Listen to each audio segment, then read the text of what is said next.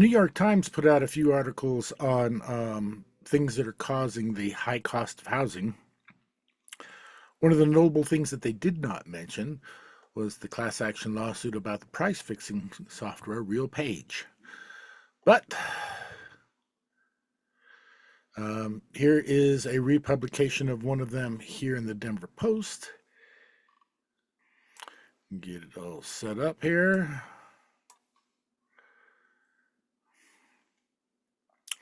And away we go. Insurance costs could end U.S. affordable housing. Read that a little different. Commentary. This article is actually a distraction. It's from the New York Times, the AKA paper of record, and it's designed to get you thinking about something other than the price-fixing software RealPage, which just had a class action lawsuit filed against it last week. So, they're putting out a bunch of articles that are not going to talk about pricing controls. They're going to talk about everything else. Anything to distract you from how this stuff works. Here we go. Okay. For the poorest Americans, finding an apartment to rent or a home to buy often means tapping into a vast network of nonprofit groups that use public and charitable funds to rehab or build affordable housing. Over the past year, the skyrocketing cost of property insurance has put that network on shaky ground. In Houston, hundreds of apartments once protected from rising rents are being sold off to landlords who can charge the full market rate. In Selma, Alabama, insurance premiums are keeping even heavily subsidized homes out of reach of buyers. In Kingsville, Texas, a planned affordable housing development was scrapped entirely. Costs are rising for homeowners in all types of states like Florida, Texas, and California, and it's been harder to get insurance at all. The industry says bigger, more frequent storms, along with increased home prices and material and labor costs, are forcing them to raise premiums or stop writing policy.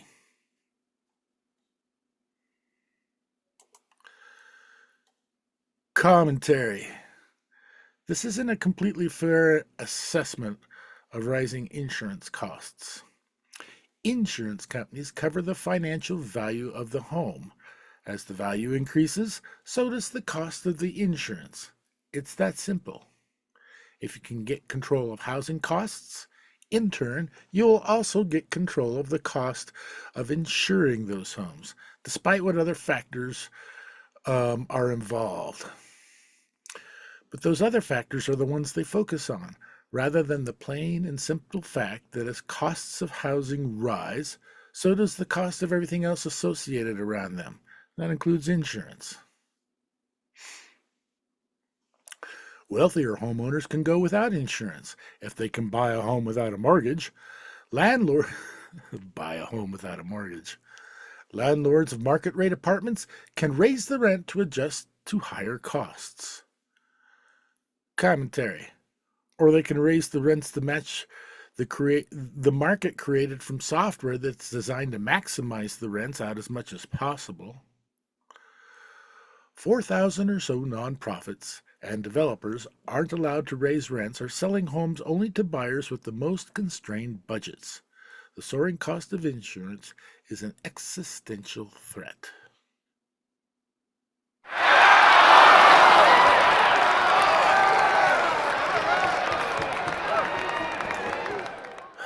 Well, that's enough of this distraction. Basically, what they're trying to do is to get you to think about everything except that which really causes the high cost of housing. It's the pricing of it.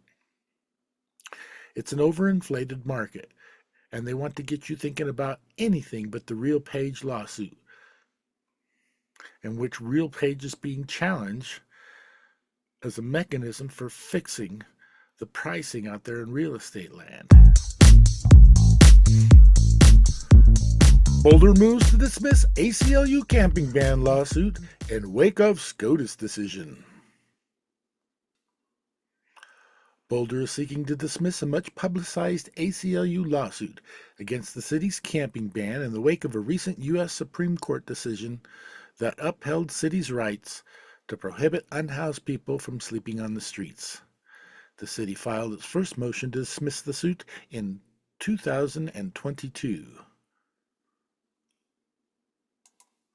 Commentary. Because like most cities, they would rather just tell the poor to move along rather than to try to figure out ways to house them and stabilize them.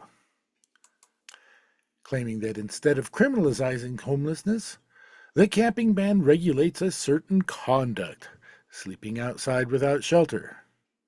Commentary. Isn't that what homeless is?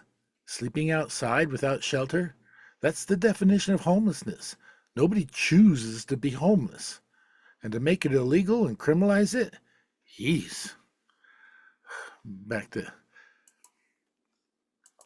That attempt to dismiss the suit failed.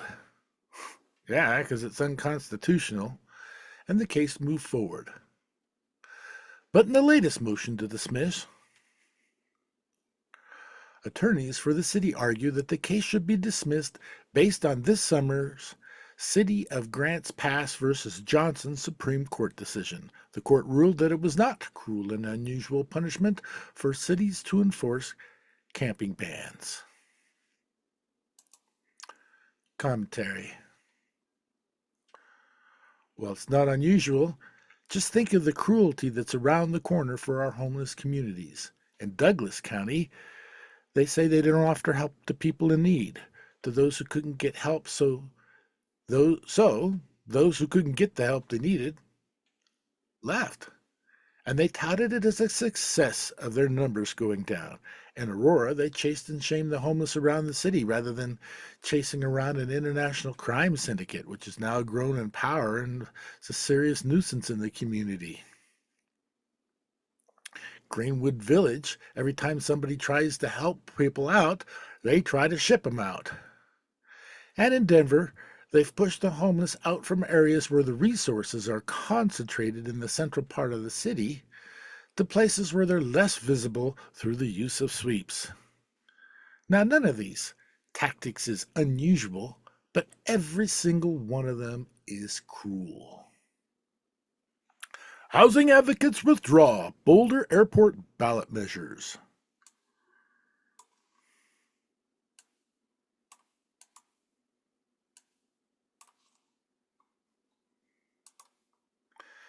The Airport Neighborhood Campaign announced Tuesday that it has withdrawn its petitions for the two contentious ballot measures for this fall related to Boulder's municipal airport.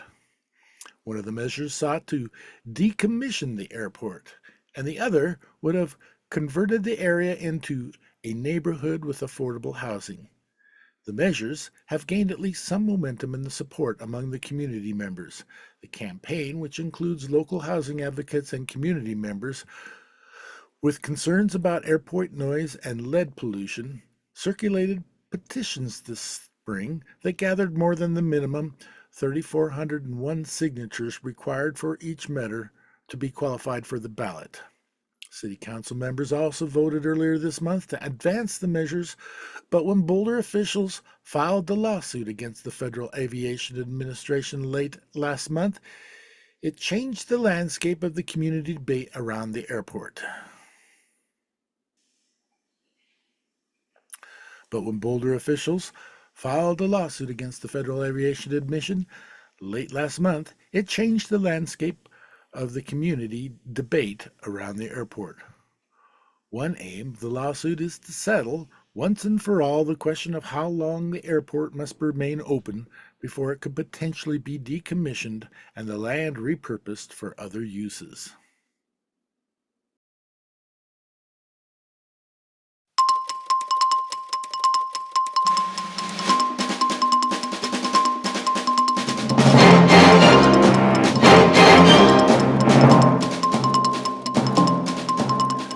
Judge dismisses most of Douglas County's lawsuit against the state board.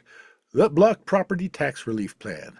Denver District Court Judge Martin Egelhoff ruled Wednesday that he lacked jurisdiction to consider the claim brought by Douglas County's commissioners.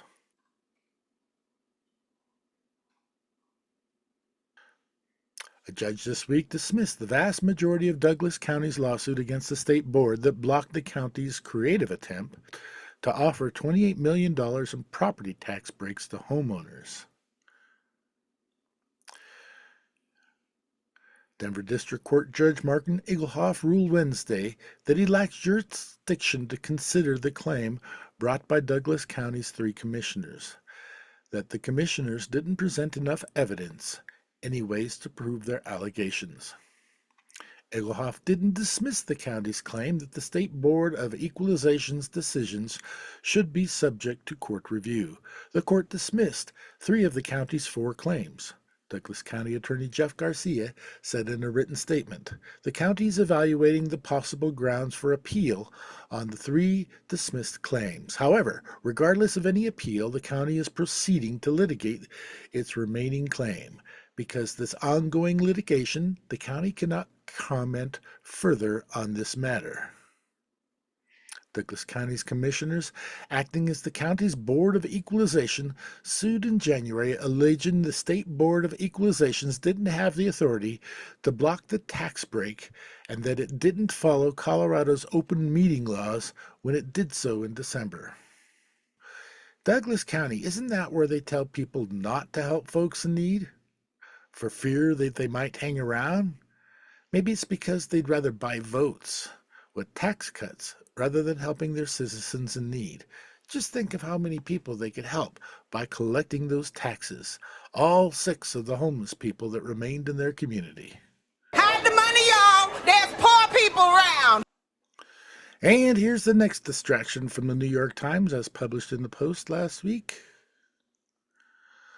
Why interest rate cuts won't fix the global housing crisis. Let's not talk about pricing. Let's talk about insurance. Let's talk about interest cuts. All right, let's go see what they got here. Tamria Gallagher, 38, buying a home in Anchorage, Alaska would be a step towards financial stability for her growing family. But even with a 6-figure household income and stable jobs, she and her husband have struggled to make a purchase.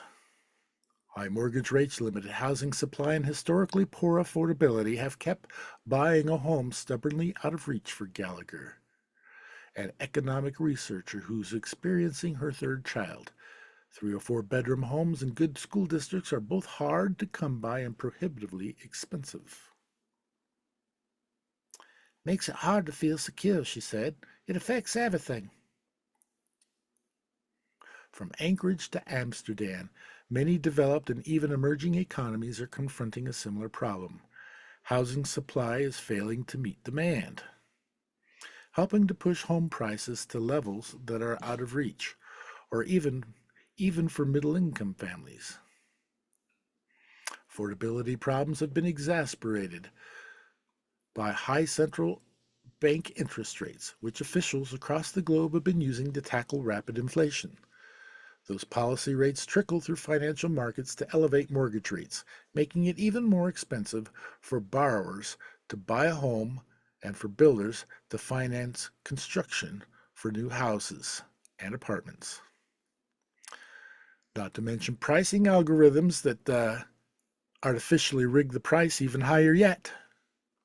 Wise guy, huh? And now, even another article from the New York Times talking about everything but price-fixing scandals as the result of why housing is expensive. Ballooning costs. What Kalamazoo reveals about the nation's housing crisis.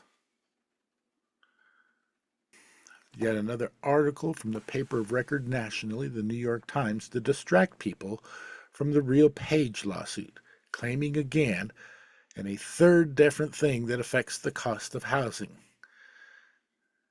Price fixing is not the conclusion they want you to naturally come to. They want you to think about everything else. What do you think? There's a discussion about inflation. There's this discussion about housing stock. There's a discussion about insurance, but nothing about price fixing. Just another distraction. Here we go. For years, when Michigan politicians talked about the state's housing problem, they were referring to a surplus. Too many rundown houses stripped of value, copper, sitting empty, and blighting neighborhoods. Now the message has flipped in her state. In her State of the State address this year, Governor Gretchen Whitmer lamented that the housing shortage landed one of her biggest applause lines with the rent is too damn high and we don't have enough damn housing. So our response is simple. Build, baby, build. Commentary. If you don't build things people can afford, it's not going to affect the cost of housing. It's the price fixing. But let's move on. If you want to know what the high cost for middle income looks like in 2024, spend some time in Michigan. The surplus, the shortage whip saw here. It is a mitten-shaped miniature of what the entire country has gone through. I've been writing about housing and the economy for decades. Commentary, and he'll be damned if he breathes a word about price-fixing schemes out there in the housing market, making things too expensive for everybody. Oh, wait, that's not what he wrote. Instead, the guy whose job it is to deflect from that particular subject writes this. Back to the article. And I've watched the nation's housing market make the journey from boom to bust to deficit. There are lots of reasons this happened, but they center a big one. The late 2000 housing busts, which the country has never fully recovered from. True. Or as Ali Wolf, chief economist at Zanadata in consulting firm, put it, the Great Recession broke the U.S. housing market. Commentary. There's a little bit of truth in that statement, but notice he's avoiding the price fiction, the issue that we're currently trying to address. Also notice he isn't talking about the savings and loan crisis, which was kind of what the housing crisis in 2008 was based on, only on a smaller scale. That's enough of this. Basically, he's just writing another article to get people to not be thinking about the pricing software. All right, all right. Before this guy gets too far gone on this stuff, here's a history lesson. Back in the early 80s, in the days the federal government used to fund housing for poor folks, Reagan cut the budget by 85%, causing modern-day mass homelessness. How did the private market respond? In just a year or two, the private market responded with the savings and loan crisis. Old Silverado stuff. That was a big thing here in Denver. Very large nationwide mortgage scam. Back then, the aftermath resulted in over 1,000 people going to prison for securities fraud. The government took control of thousands and thousands of foreclosed homes and then reintroduced them into the market at a discount rate, providing several people with an option as first-time home buyers to purchase homes below what the current market rate was for housing. Things went very different in the 2008 housing crash. In that one, nobody went to jail. So there were no consequences for the people in the private market that caused the problem. The banks kept control of the housing, and the government subsidized those banks to the tune of $750 billion or something crazy like that. And now the paper of record, through 3 different articles about the high cost of housing, can't acknowledge that there's been a price-fixing scheme going on? Duh.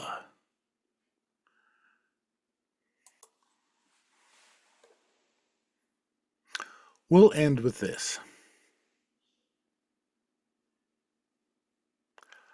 I hope people who victim blame the homeless read the tragic story of Joe Henry. 3 weeks after he was fired by the Brown Palace, the homeless handyman took his life.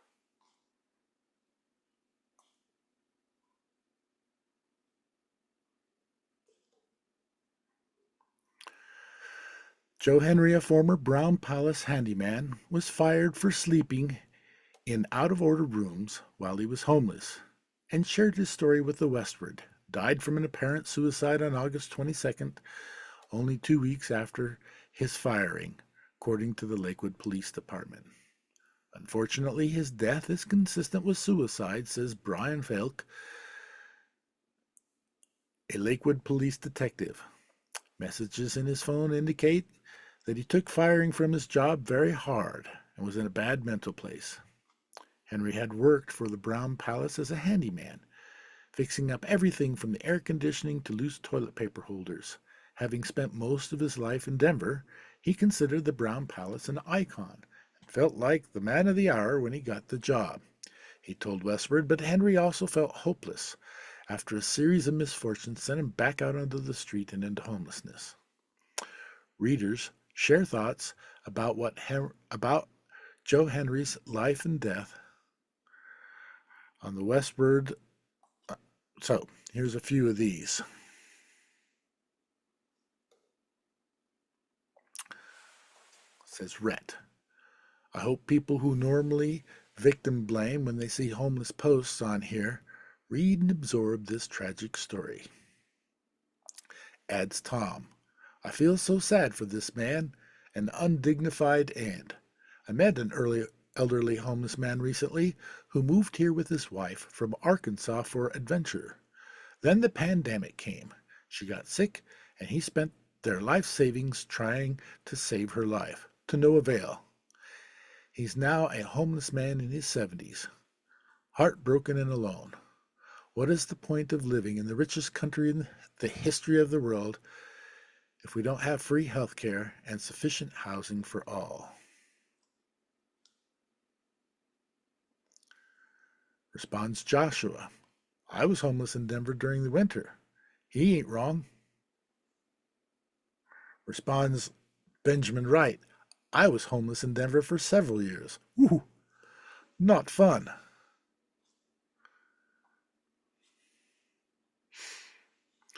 Offers Rachel. They say the older you get, the more conservative you get. But not me. Housing, food, and employment and health care are human rights. Wonders Jennifer. How's he not able to get a place to live if he had a job? I know dishwashers there that make close to $20 an hour. I just saw a job posting recently, and if he was a handyman, he was probably making more than that. Even if he had to get a roommate, he shouldn't have been homeless.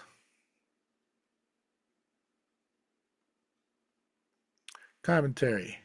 At about $2,000 a month rent, first and last month's rent, plus damage deposit, that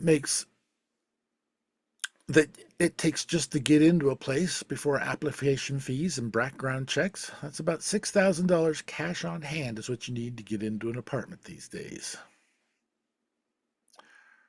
$20 an hour isn't going to secure housing, especially when you need a few $1,000s up front for deposit and first and last month's rent. One of the sad things is that the hotel might have helped him out in a number of ways if he'd have told them what was going on. There are a lot of smart people who work and manage the hotel could have mentored him towards a solution. They might have even allowed him to use one of the rooms in exchange for being an on-call engineer.